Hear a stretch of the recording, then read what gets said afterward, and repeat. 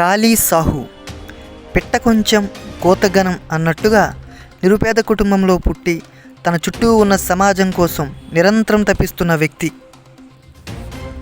కుల ధృవీకరణ పత్రాలు అందక చదువుకు దూరమవుతున్న తన జాతి ఆవేదనను బాహ్య ప్రపంచానికి తెలియజేయాలని నిరంతరం పోరాటం చేస్తున్న వ్యక్తి.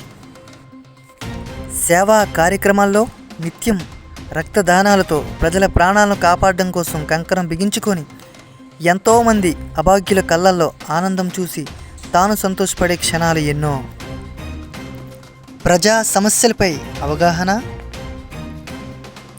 పీడిత ప్రజల పక్షాన పోరాటం, ఇవన్నీ వెరసి సమాచార హక్కు చట్టం కవిటి మండల అధ్యక్షుడిగా నిలబెట్టింది.